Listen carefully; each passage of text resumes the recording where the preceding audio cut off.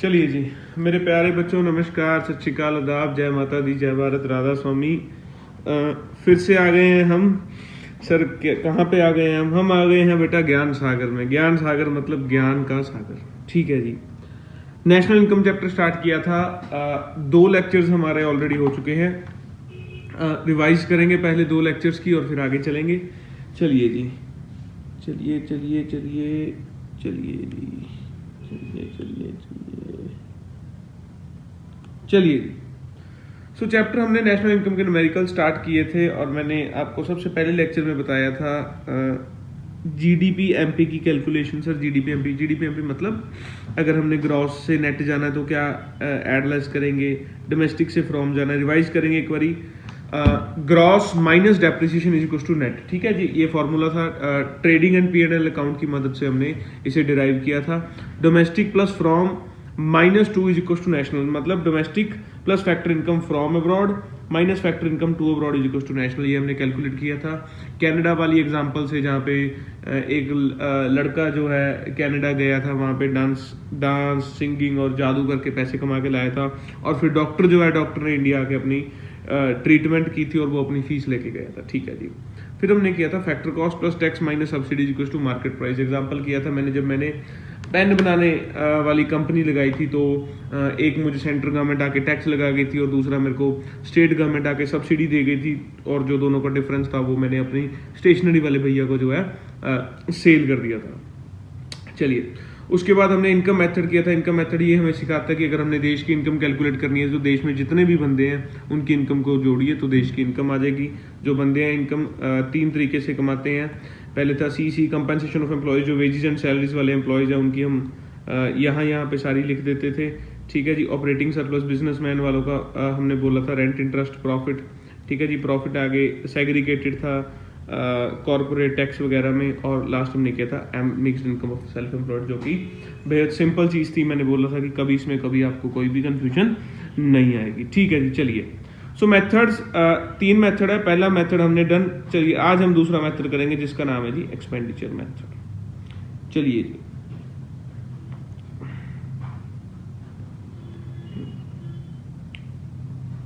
सो बेटा expenditure method का मतलब क्या है? AD and its components chapter में हम क्या पढ़ते हैं? हम ये पढ़ते हैं कि एडी के कंपोनेंट्स होते हैं कुछ C प्लस आई प्लस जी प्लस एक्स माइनस एम, ठीक है जी। सर मतलब मैं एक बात बोलूँ आपको।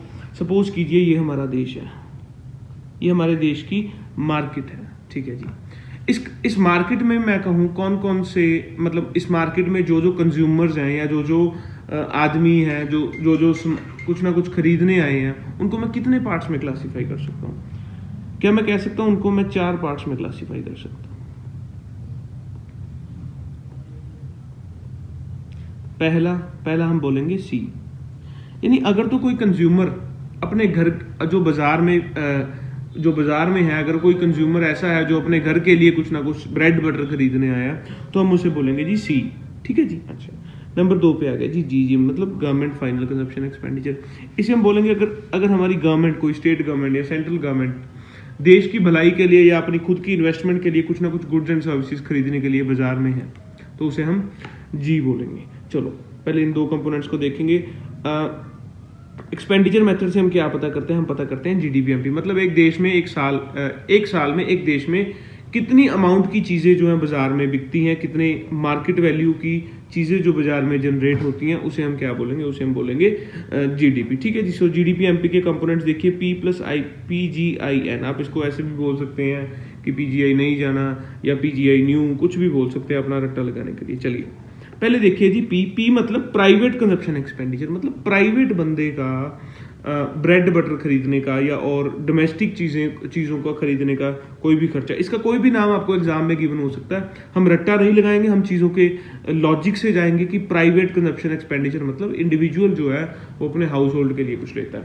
अच्छा, हाउस होल्ड कंजप्शन एक्सपेंडिचर, ठीक है जी, अपने डोमेस्टिक यूज़ के लिए, और डोमेस्टिक हाउस होल्ड एक्सपेंडिचर। इसके अलावा भी कोई अगर आपको ऐसी चीज़ गिवन हो जिससे आपको क्रिस्टल क्लियर पता लग रहा हो कि ये भाई किसी बंदे ने अपनी पर्सनल कंजप्शन के लिए यूज़ किया, तो हम उसे पी में लिखेंगे, ठीक है जी। चलिए, आगे आता है जी मतलब ये दूसरा बंदा। जी मतलब government final consumption expenditure. Government final consumption expenditure मतलब जो गवर्नमेंट अपने देश के नागरिक की या वेलफेयर के लिए या अपने जो गवर्नमेंट कंपनीज हैं उनकी बिजनेस के लिए, इन्वेस्टमेंट के लिए कुछ खरीद रही है, तो वो सारे कंपोनेंट जो हैं हम जी में लिख देंगे। गवर्नमेंट फाइनल कंजप्शन एक्सपेंडिचर और expenditure incurred by the government by whatsoever name called, यानी किसी भी नाम से आपको अगर एग्जाम में गिवन हो और आपको क्रिस्टल क्लियर पता लग रहा हो कि ये गवर्नमेंट का एक्सपेंडिचर है, तो आप जी में ऐड कर देंगे। अच्छा, नंबर 3 पे आइए जी, ग्रॉस डोमेस्टिक कैपिटल फॉर्मेशन। इसको एक बार होल्ड में रखेंगे, पहले हम नेट एक्सपोर्ट्स पढ़ेंगे। ये चौथा बंदा जो है नेट एक्सपोर्ट, ये मार्केट में क्या कर रहा है? ये मार्केट में सर ये आया है, बाहर से आया हमारे देश में कुछ खरीदने के लिए। नहीं सर, ये बाहर तो बन नहीं रहा, चलिए बनाएंगे बाहर से। ये देखिए, ये जो बंदा है ये बाहर से हमारे देश में कुछ ना कुछ खरीदने आया है, यानी ये खरीद के जो है वो वापिस अपनी बाहर जो इसकी फॉरेन कंट्री है वहां पे चला जाएगा। चलिए, तो क्या मैं इसे बोल सकता हूँ एक्सपोर्ट? हमारी कंट्री जो बाहर चीज़ों को बाहर दूसरी कंट्रीज में भेज रही है, क्या उसे मैं एक्सपोर्ट बोल सकता हूँ? बिल्कुल बोल सकता हूँ। अच्छा, इसके अलावा मैं ये कह सकता हूँ कि हमारे देश के बंदे जो हैं वो अगर बाहर से कुछ खरीद के यहाँ पे लाएं, वो क्या हो जाएगा? वो हो जाएगा इंपोर्ट। मतलब सपोज कीजिए यहाँ पे एक ठेले वाला है। सर ठेला मतलब? बेटा आपको ठेला नहीं पता?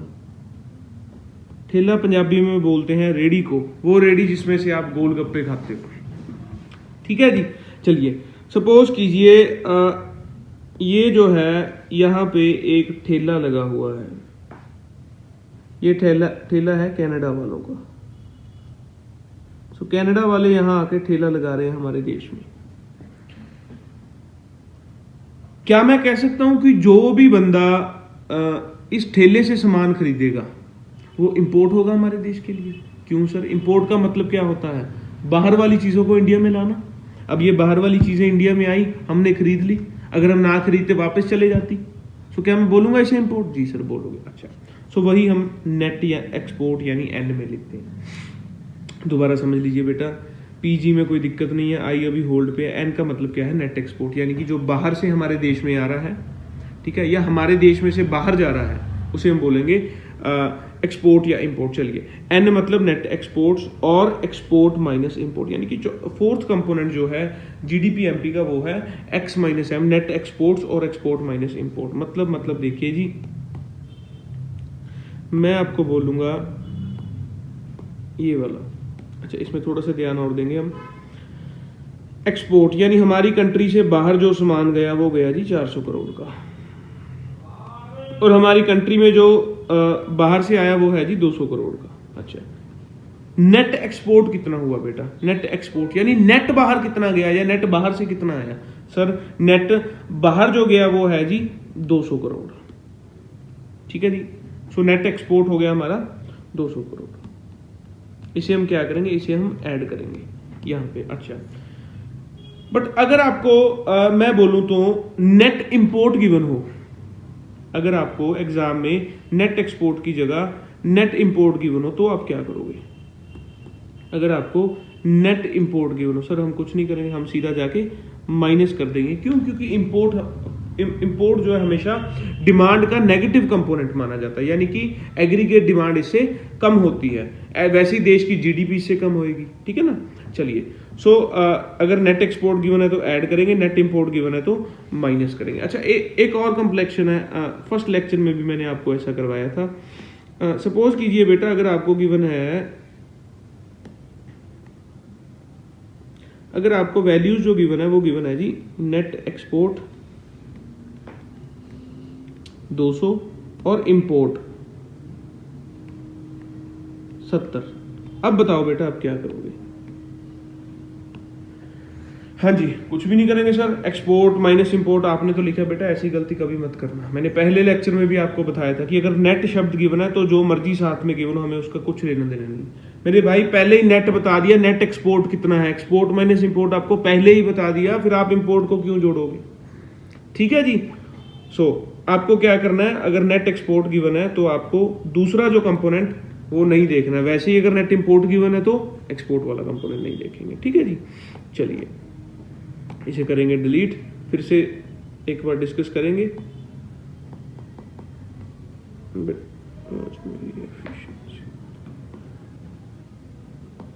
चलिए जी, सो मैं बोलूंगा आपको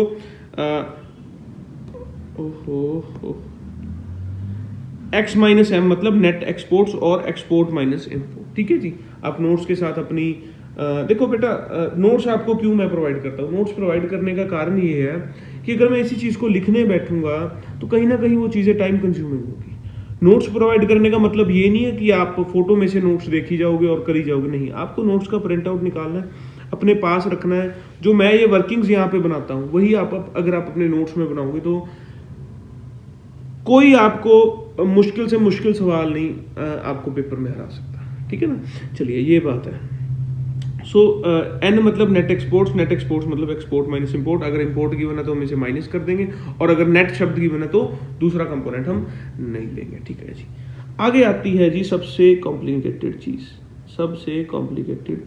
चीज। बेटा एक बात याद रखना,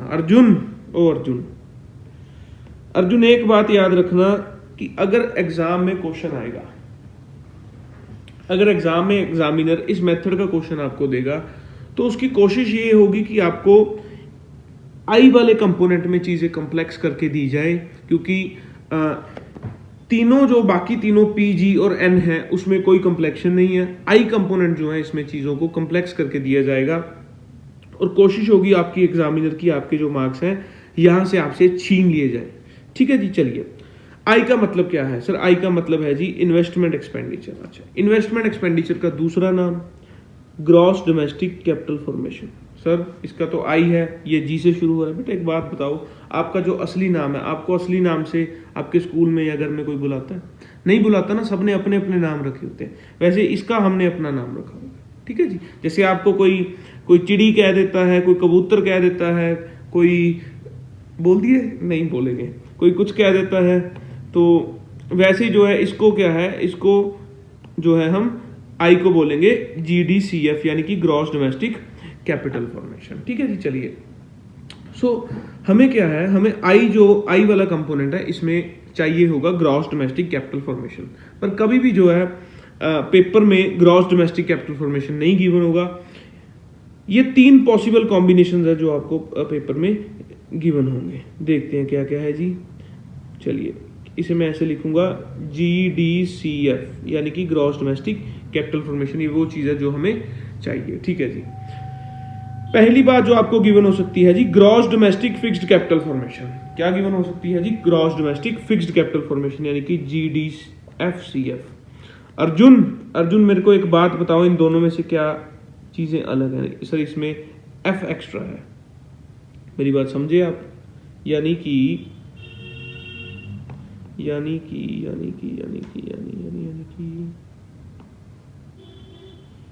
GDCF और GDFCF क्या क्या एक्स्ट्रा गिवन है सर? यहाँ पे तो F गिवन है।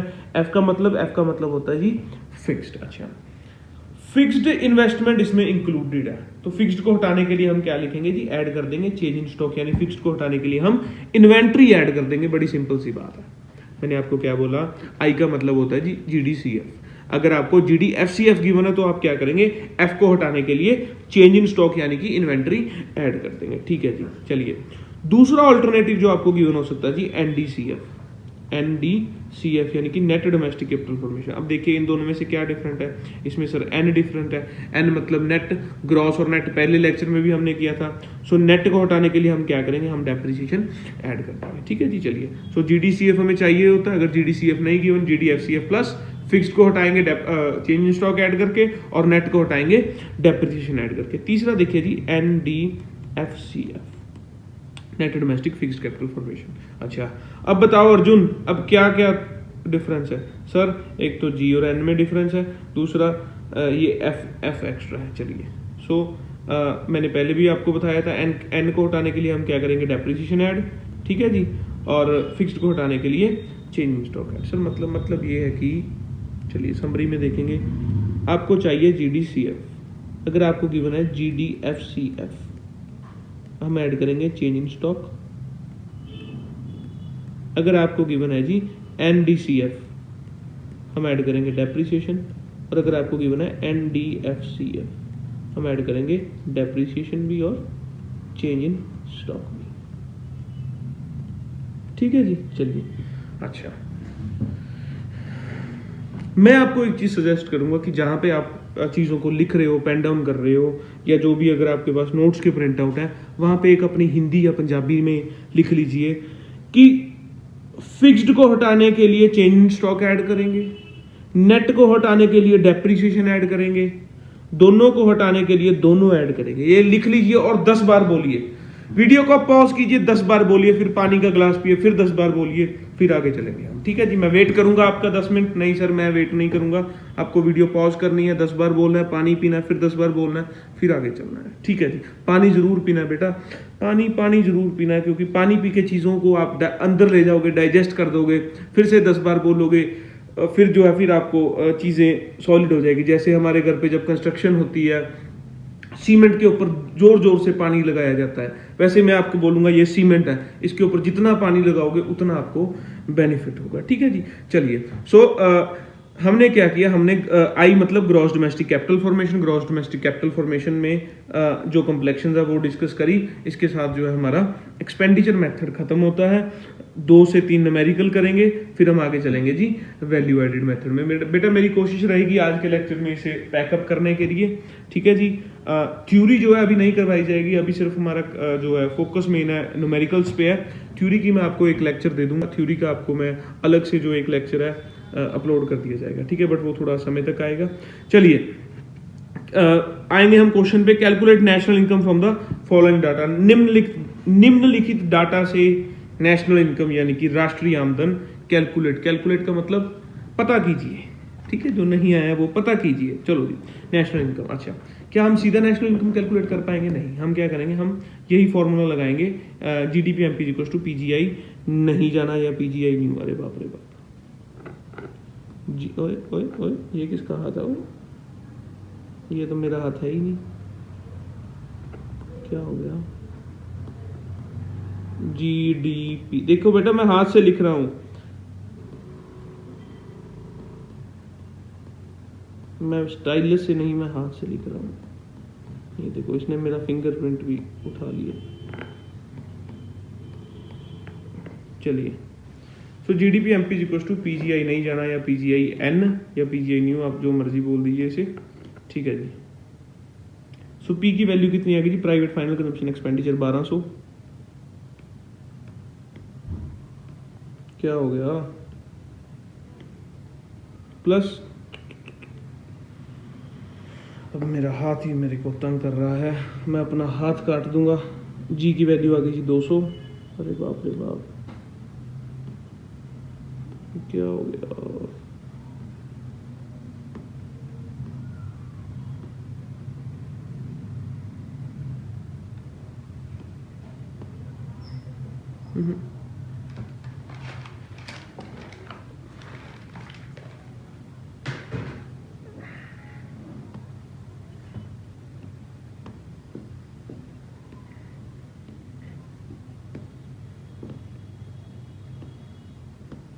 चलिए जी, सो पी की वैल्यू कितनी है जी? पी की वैल्यू है जी 1200।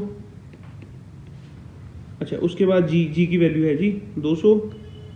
आई मतलब जीडीसीएफ, यहाँ पे हमने पढ़ा था ना, आई मतलब जीडीसीएफ। और हमें क्या गिवन है जी? हमें गिवन है जी एनडीसीएफ। हमें गिवन है जी एनडीसीएफ। एनडीसीएफ के साथ हमने क्या करना है? डेप्रिसिएशन ऐड करनी है जी। एनडीसीएफ कितना है जी? 220। डेप्रिसिएशन कितनी है जी? डेप्रिसिएशन है हमारी कंजप्शन ऑफ फिक्स्ड कैपिटल। ये बेटा मैंने आपको पहले भी बताया था, अगर नहीं बताया था आप सुन लीजिए।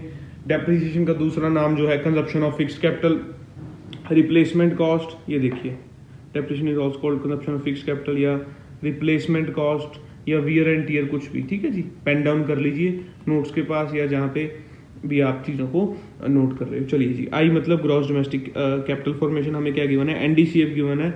एनडीसीएफ प्लस डेप्रिसिएशन, डेप्रिसिएशन का दूसरा नाम consumption of fixed capital, consumption of fixed capital की वैल्यू है जी 70। ठीक है जी, आगे रह गया जी एन मतलब नेट एक्सपोर्ट्स। हमें क्या गिवन है जी? हमें गिवन है नेट इंपोर्ट। अगर एक्सपोर्ट ऐड होता है तो इंपोर्ट माइनस करेंगे। सो ये आ गया जी -40।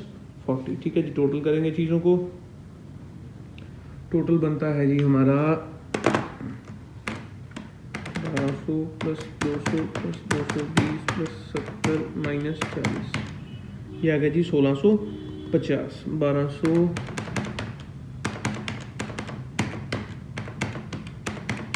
ठीक है जी, ये क्या आ गया जी, ये क्या आ गया हमारा जीडीपी एमपी। अब चलिए देखिए, अब क्वेश्चन में हमें क्या चाहिए, नेशनल इनकम। नेशनल इनकम मतलब सर एनएनपी एफसी, ये भी चीज़ें, ये बेटा सारी चीज़ें मैंने आपको लिखाई हुई है। नेशनल इनकम को क्या बोलते हैं, डोमेस्टिक इनकम को क्या बोलते हैं, चेंज इन स्टॉक का क्या फॉर्मूला है, चेंज इन स्टॉक मतलब closing stock minus opening stock, ठीक है जी।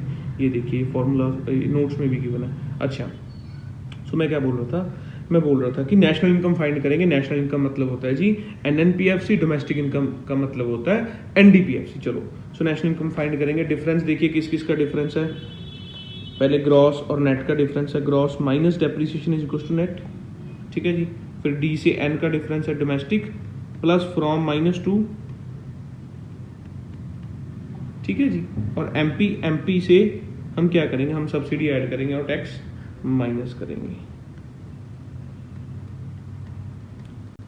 बार बार एक ही चीज़ रिपीट करूंगा, सब फॉर्मूलाज की गेम है।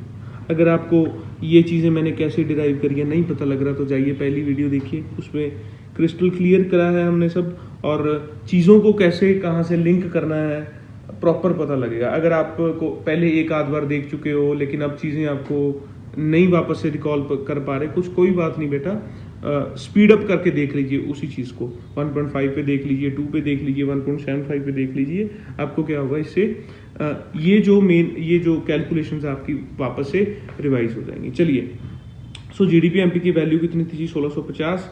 आगे हम क्या करेंगे, आगे करेंगे जी माइनस डेप्रिसिएशन यानी कि -70 प्लस फ्रॉम कितना है जी, नेट फैक्टर इनकम 2 अब्रॉड है जी, फ्रॉम है नहीं, ये चलिए net factor income 2 abroad given है जी, 2 की वैल्यू कितनी है, 2 की वैल्यू है जी 10। सो हम क्या करेंगे, प्लस फ्रॉम -2। अच्छा, फिर आगे जी, आगे है जी plus subsidy minus tax. Plus subsidy यानी 50 प्लस सब्सिडी माइनस करेंगे हम टैक्स है जी -240। चलिए जी कैलकुलेशंस करेंगे,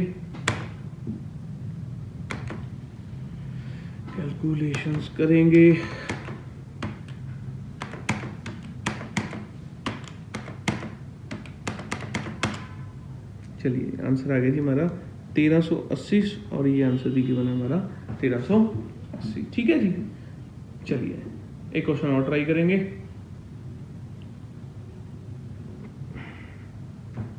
सेकंड क्वेश्चन देखिए जी, सेकंड क्वेश्चन है हमारा,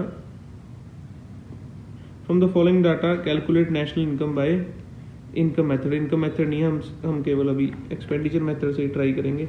डाटा जो है, डाटा में एक मेथड का गिवन है।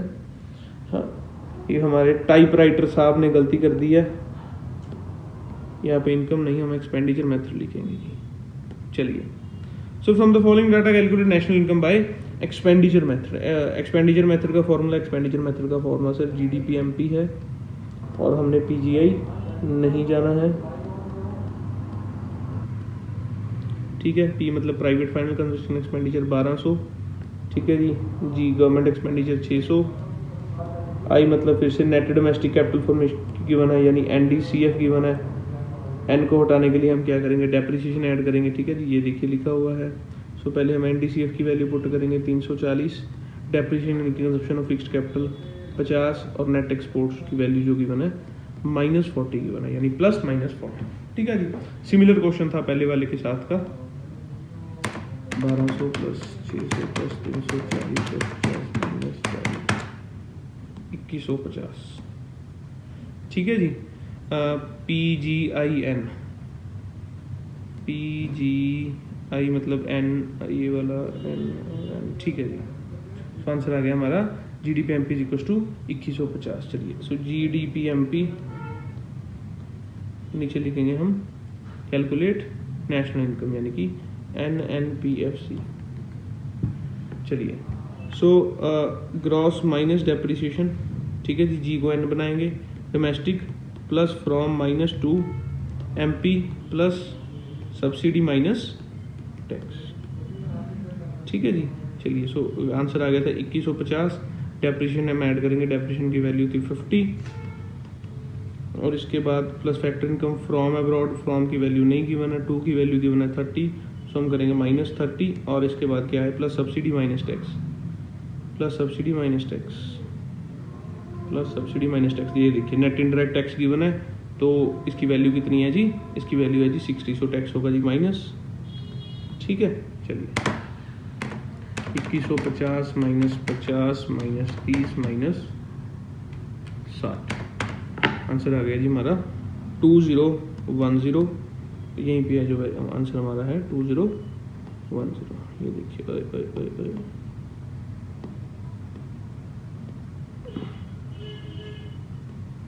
चलिए ये देखिए आंसर है जी हमारा 2010। ओए होए 2010।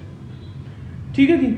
सो मेथड किया हमने, मेथड के साथ दो न्यूमेरिकल्स किए हैं। फिर से मैं आपको एक ही बात बोलता हूँ कि न्यूमेरिकल्स का जो मेन लिंक है, न्यूमेरिकल्स की जो मेन ग्रिप है, आपको फार्मूलाज के साथ बनेगी। फार्मूलाज आप अच्छी तरह आपको करने पड़ेंगे। नोट्स भी मैंने आपको बता दिए कि आपको कैसे मिलेंगे।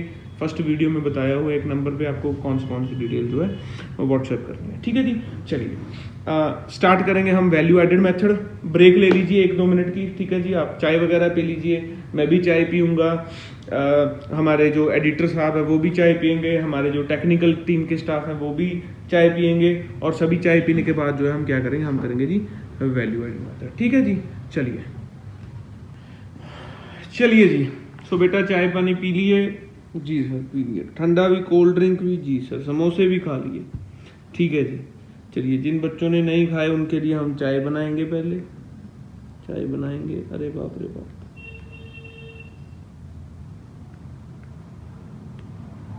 उन बच्चों के लिए हम बनाएंगे चाय। चाय कैसे बनती है जी? चाय बनेगी जी ऐसे, टैं टैं टैं टैं। ये देखो बेटा धुआं निकल रहा है, गरम गरम पी लीजिए इसे। चलिए, एक साथ में प्लेट भी बनाएंगे, प्लेट में रखेंगे हम समोसे। ठीक है जी, चलिए। सो जो बच्चों ने नहीं खाया पिया वो यहाँ से खाएंगे, हम फिर चलेंगे आगे। चलिए जी। सो बेटा हमने क्या किया था, हमने एक्सपेंडिचर मेथड GDP-MP डिस्कस किया था। तीसरा और लास्ट मेथड जो है हमारा है जी वैल्यू एडेड मेथड। चलिए ये देखिए 3 मेथड होते हैं नेशनल इनकम के। पहला आ गया हमारा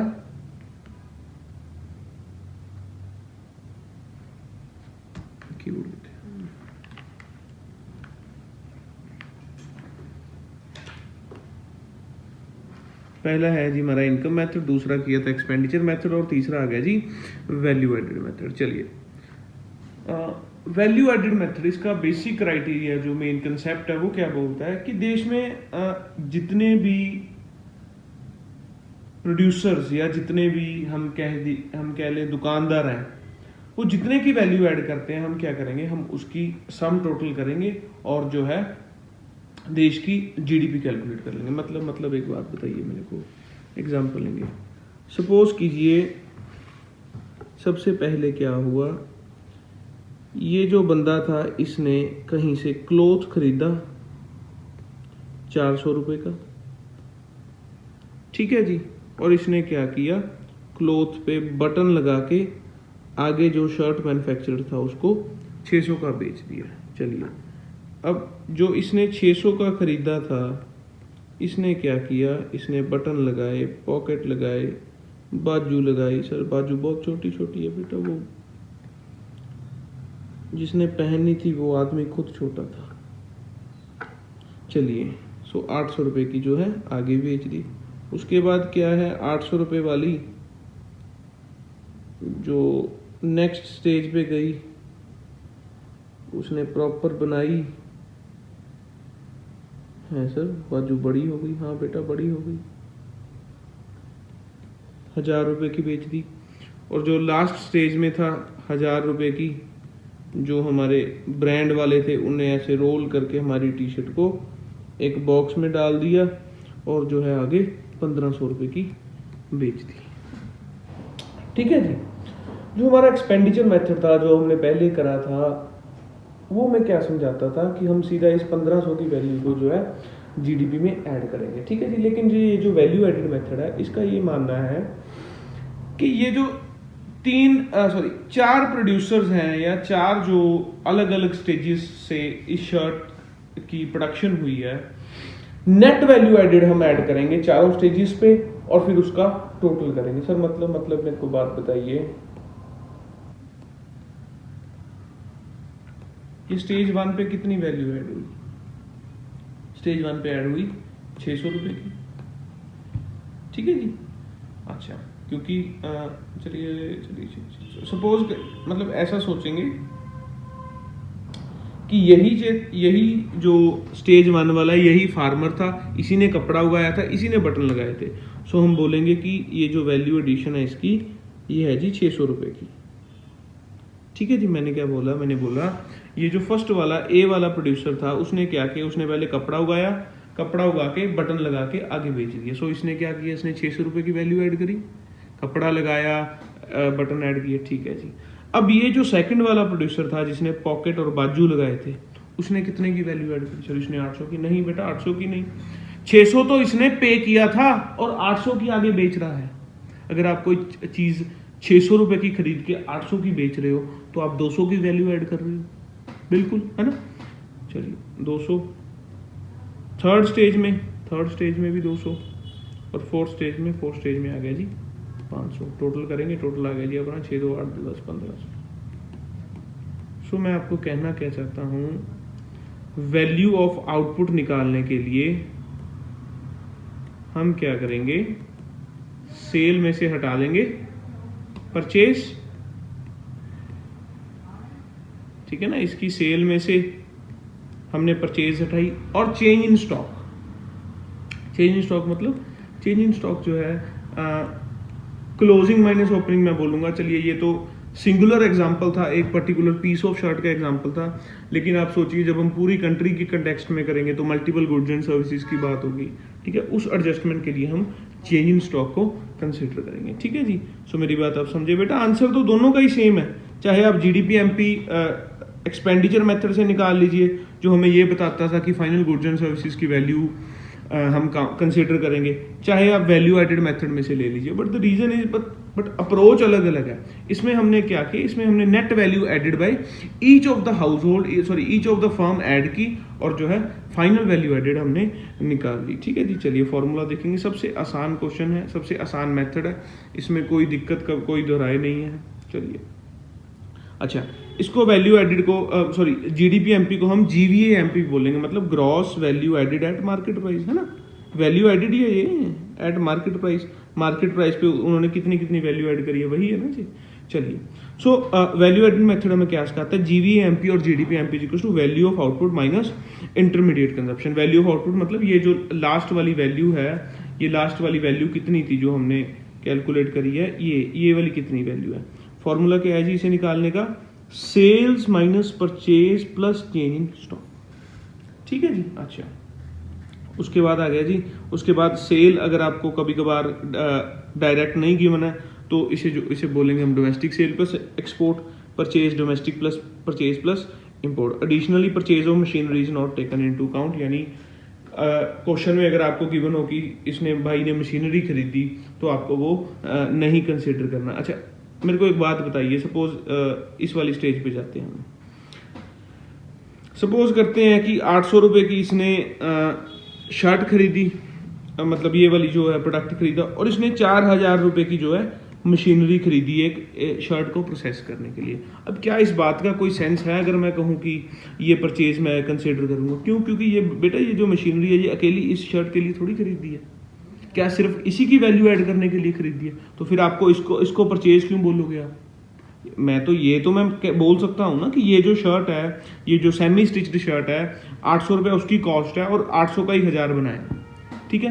पर ये जो 4000 की मशीन हमने खरीदी है नो, ये सिर्फ एक पीस ऑफ शर्ट या एक प्रोडक्ट के लिए थोड़ी है। इसलिए हम क्या है, इसलिए हम इसे फिक्स्ड एसेट्स को वैल्यू एडेड का पार्ट नहीं मानेंगे, ठीक है। और एग्जांपल ले लेता हूँ, सपोज कीजिए मैंने ये एयरपोर्ट्स खरीदे, ये नकली वाले एयरपोर्ट्स खरीदे मैंने आपको आपकी क्लास पढ़ाने के लिए, ठीक है जी।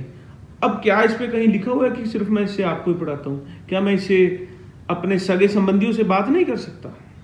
क्या मैं इससे भगवान के भजन नहीं सुनूंगा ना? तो फिर मैं इसे परचेज क्यों बोलूंगा? मैं इसे वैल्यू एडिशन के लिए ही क्यों परचेज बोलूंगा, ये तो बेटा फिक्स्ड एसेट है, इसकी एनुअल डेप्रिसिएशन है जो मैं अपॉर्शन करूंगा वो मेरी इंटरमीडिएट कॉस्ट बन जाएगी, ठीक है ना। चलिए सो कभी इसमें स्टक नहीं होंगे इस चीज में बेटा, मैं आपको एक एक बात जो है लॉजिक के साथ समझा रहा हूं, ठीक है ना। फिर भी अगर आप इन चीजों के नॉमिनल जो है नॉमिनल रोल से नॉमिनल वैल्यू से अगर आप कंफ्यूज होंगे तो वो बेटा अच्छी बात नहीं है। यानी मैंने आपको बेस में जाके बताया कि कहां से 1500 निकला, क्यों निकला 1500, फिर भी आप अगर चीजों को मिक्सअप करेंगे तो मेरे को कहीं ना कहीं लगता है कि ये आप थोड़ा सा जैसे हम बोलेंगे ना केयरलेसनेस, ये वो चीज होगी आपकी, ठीक है जी। So purchase of machinery is not taken account, machinery का कभी भी हम जो है मशीनरी की परचेज वगैरह कंसिडर नहीं करेंगे, ठीक है जी। चलिए सिंपल सा फॉर्मूला था, इतना सा फॉर्मूला था, 2 क्वेश्चंस करेंगे इसके बाद और उसके बाद करेंगे tata bye bye. So value added method, from the following data calculate GVAFC। चलिए यहाँ पे पहले देखेंगे क्या निकलता है। चलिए जी, सो मैं क्या बोल रहा था, ये वाला, from the following data calculate GVAFC, ठीक है जी। जो हमारा वैल्यू एडेड मेथड है उसे हम क्या कैलकुलेट करते हैं, उसे हम कैलकुलेट करते हैं जी GDP-MP या फिर बोल दीजिए GVAFC, सॉरी GVA-MP, यानी कि दोनों की जो है एक ही बात होती है, ठीक है।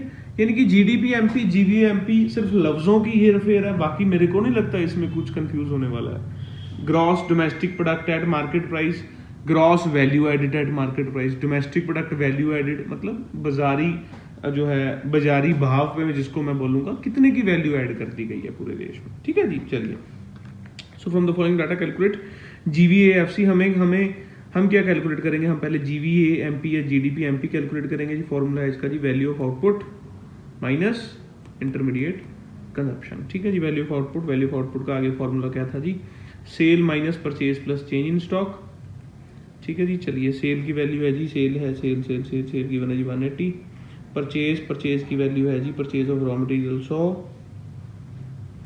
चेंज इन स्टॉक है जी 15,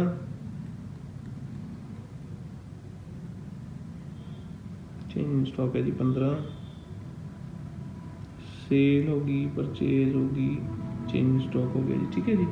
ये आ गई हमारी GVA-MP जिसको बोलेंगे हम 1800 माइनस 100, सॉरी 180 माइनस 100 प्लस 15, ये आ गया जी हमारा 95। चलिए क्वेश्चन में क्या कैलकुलेट करना है जी, क्वेश्चन में हमें चाहिए GVAFC और हमारे पास क्या है, हमारे पास है जी GDP-MP कैलकुलेट करना है जी हमने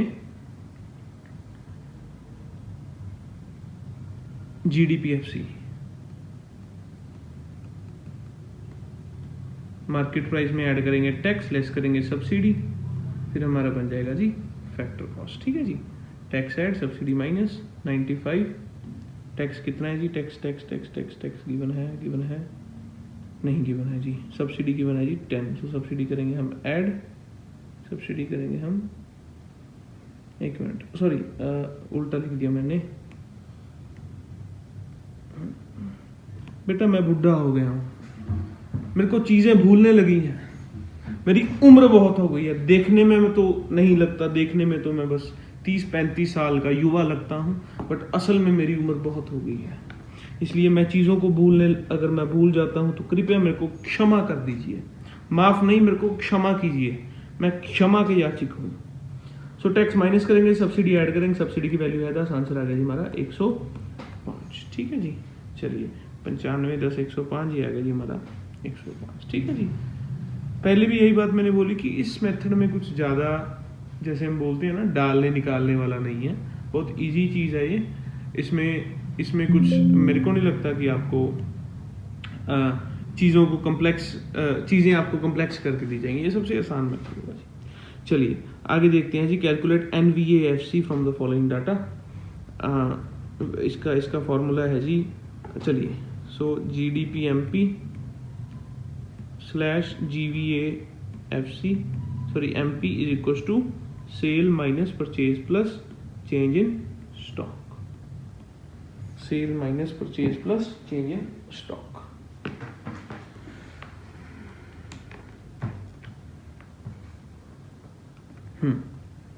सो सेल की वैल्यू आ गई जी 200, परचेज की वैल्यू आ गई हमारी purchase of machinery to be used in production unit. Arjun मेरे को एक बात बताओ, परचेज ऑफ मशीनरी क्या लेंगे हम? क्या हम परचेज ऑफ मशीनरी लेंगे? नहीं सर ये नहीं लेंगे, ये आपने हमें समझाया था क्यों नहीं लेंगे। ठीक है, ये देखिए purchase of machinery is not taken account. चलिए सो कहाँ पे थे हम? सेल माइनस परचेज मशीनरी किया, नहीं लेंगे। इसके अलावा कुछ नहीं गिवन है, सीधा हम ऐड करेंगे change in stock. Change in stock की वैल्यू है जी, चेंज इन स्टॉक की वैल्यू है चेंज इन स्टॉक की वैल्यू गिवन है जी 10। ठीक है जी।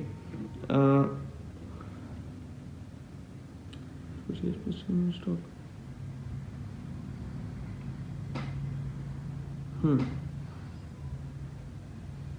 अच्छा ये देखिए, सो दोबारा से करेंगे इसको, दोबारा से करेंगे।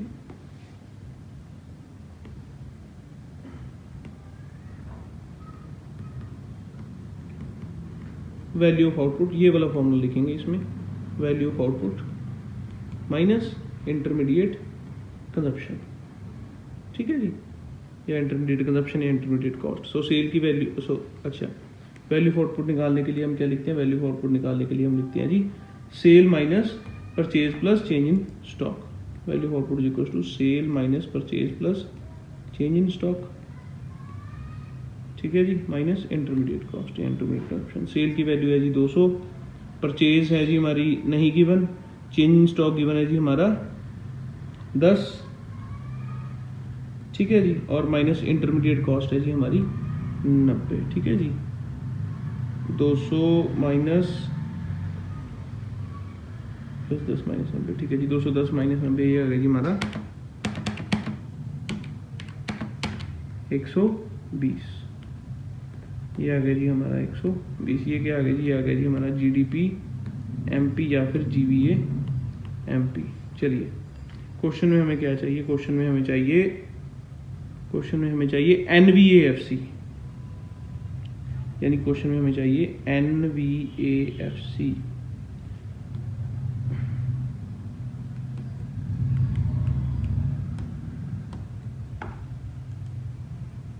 अरे बाप रे बाप, ये क्या हो गया? ये क्या हो गया बेटा? बेटा मैं सच्ची में बुढ़ा हो गया, मैं सच्ची में बुढ़ा हो गया।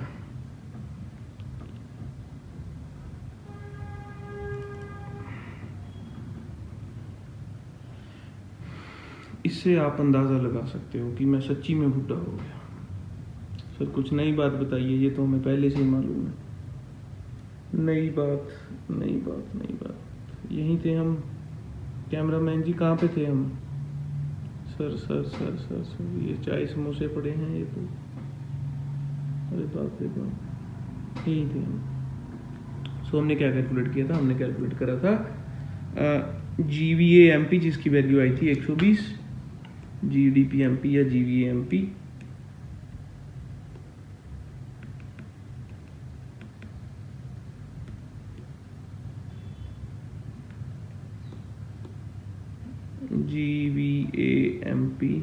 या जीडीपीएमपी कैलकुलेट करा था, वैल्यू आई थी हमारी 120। अच्छा कैलकुलेट क्या करना है हमने कैलकुलेट करना है जी, क्वेश्चन में क्या कैलकुलेट करने के लिए पूछा गया था?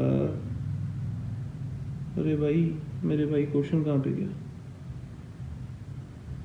अरे क्वेश्चन कहाँ पे गया? चलिए क्वेश्चन दोबारा से लाएंगे।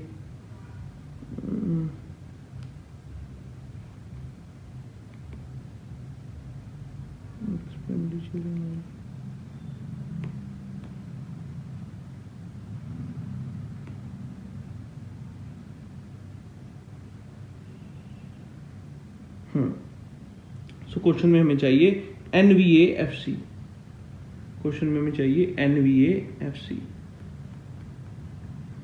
या मैं बोलूंगा एनडीपीएमपी, सॉरी एनडीपीएफसी।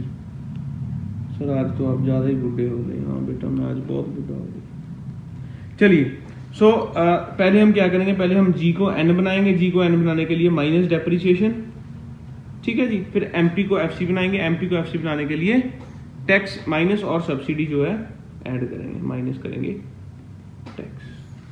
ठीक है जी, चलिए। सो 120 माइनस डेप्रिसिएशन, डेप्रिसिएशन की वैल्यू नहीं गिवन है, sales minus purchase plus change in stock, चलिए इग्नोर करेंगे, नहीं गिवन। उसके आगे हमें क्या चाहिए, उसके आगे हमें चाहिए जी सब्सिडी। सब्सिडी की वैल्यू,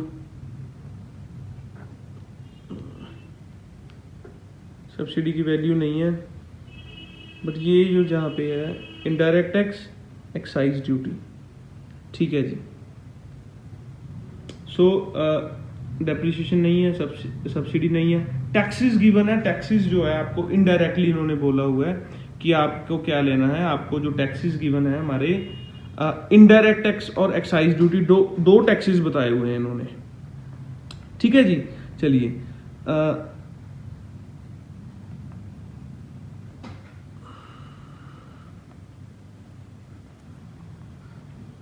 अब इसके दो ऑल्टरनेट से हम आंसर करेंगे।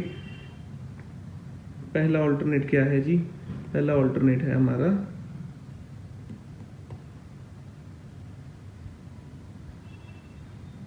एक्साइज ड्यूटी को इग्नोर करने का।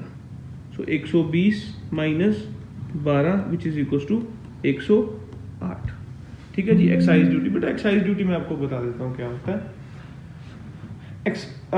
इनडायरेक्ट टैक्सेस का मतलब क्या है? इनडायरेक्ट टैक्सेस का मतलब है जो ये बात बोलेंगे कि लगते किसी पे हैं और बियर किसी को करने होते हैं। देखिए आज क्या है, आज के टाइम पे जीएसटी है, इस करके आपको क्वेश्चन में इनडायरेक्ट टैक्स वगैरह ऐसी चीजें मे भी ना गिवन हो।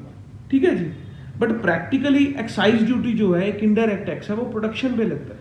अब शराब है, शराब जब प्रोड्यूस हो जाती है उस पर टैक्स लग जाता है, फिर उसे सेल करें या ना करें, चाहे खुद पिए चाहे उसे बाजार में सेल करें। ठीक है जी, वैसे ही जो है वैसे इनडायरेक्ट टैक्सेस मतलब है एक्साइज ड्यूटी इनडायरेक्ट टैक्स। अब क्वेश्चन में जो है हमें एज्यूम करके दिया हुआ है कि हमें नहीं कंसीडर किया हुआ, तो अगर हम पेपर में क्रिस्टल क्लियर ऐसी कोई दुविधा पहली बात तो आएगी नहीं, बट अगर ऐसी कोई दुविधा आती है तो हम क्या करेंगे, हम क्रिस्टल क्लियर अजम्पशन लिख देंगे कि सब्सिडी सॉरी एक्साइज ड्यूटी को जो है हमने ऐसे कंसीडर किया या इग्नोर किया, तो चीज़ें जो है आपको कोई तंग नहीं करने वाला, आपके कोई मार्क्स नहीं काटने वाला। Practically excise duty is an indirect tax, but ये आज के टाइम पे सभी गुड्स एंड सर्विसेज पे एग्जिस्ट नहीं कर रही, तो हम इसे कंसीडर मतलब ऑल्टरनेट के साथ कंसीडर करेंगे। सेकंड ऑल्टरनेट क्या है जी, सेकंड ऑल्टरनेट है जी 120 माइनस 12 माइनस एक्साइज ड्यूटी, इसकी वैल्यू है जी 6, तो आंसर आ जाएगा हमारा 102।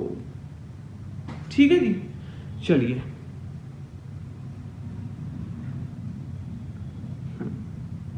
ठीक है जी। सो ये था बच्चों, ये था हमारा वैल्यू एडेड मेथड। हमने क्या करा, हमने मेथड भी किया और उसके साथ दो न्यूमेरिकल्स भी डिस्कस किए। ठीक है जी, वापिस से एक बार रिवाइज करेंगे हम वैल्यू एडेड मेथड को। वैल्यू एडेड मेथड का जो फॉर्मूला है वो क्या बोलता है, वो बोलता है जी sale minus purchase plus change in stock. ठीक है, यानी कि value of output minus intermediate consumption. Value of output कैसे निकालेंगे, वो निकालेंगे sir sale minus purchase plus change in stock. ठीक है जी, अच्छा सेल का फॉर्मूला था जी domestic sale plus export, purchase का फॉर्मूला है जी डोमेस्टिक परचेज प्लस इंपोर्ट, और एक साथ में जो है अजम्पशन या साथ में जो है नोट हमें याद रखना है कि मशीनरी की जो परचेज है वो हम कभी भी इंक्लूड नहीं करेंगे। इसके अलावा हमें इंटरमीडिएट कंजप्शन की जगह इंटरमीडिएट कॉस्ट भी गिवन हो सकता है। ठीक है जी, ये तो सब लफ्ज़ों की हेर फेर है, मैं स्पष्ट से बोलूँगा, आपको इन चीज़ों में कंफ्यूज नहीं होना। चीज़ों का जो है हम कहेंगे लफ्ज़ बोलने से, लफ्ज़ चेंज करने से कभी उनकी वैल्यू या उनका मीनिंग नहीं चेंज होता। ठीक है जी, चलिए। सो ये थी हमारी आज की क्लास, और तीनों जो हैं नेशनल इनकम के तीनों पार्ट्स वीडियोस के मैंने इसके साथ कंप्लीट हो जाएंगे। हमारी जो है नेशनल इनकम के न्यूमेरिकल्स आप इन 3 वीडियोस में से पूरी कॉम्प्रिहेंसिव कवरेज की हुई है, आप इसको देख सकते हैं। एक बात मैं फिर से आपसे डिस्कस करना चाहूँगा कि मैं भी अभी परफेक्ट नहीं हूँ। तकरीबन 1 वीक के बाद मैं जो है कोई वीडियो रिकॉर्ड कर पाता हूँ अपने टाइम के कारण, बट मेरी ये अप्रोच रहेगी कि चीज़ों को सिंप्लीफाई करूँ, चीज़ों को इम्प्रूव करूँ आपके आपको प्रेजेंट करने के लिए चीज़ें अच्छी हों। इसके लिए मैं एक बात बोलूँगा कि कहीं ना कहीं परफेक्शन के लिए थोड़ा टाइम लगता है। ये मेरी आज 3rd वीडियो है। 5th या 6th वीडियो से हम वापस ट्रैक पे आ जाएंगे और आपको कुछ जो अब नॉर्मेलिटीज अभी आप ऑब्जर्व कर रहे होगे वो आपको आगे से नहीं देखने को मिलेंगी। ठीक है जी,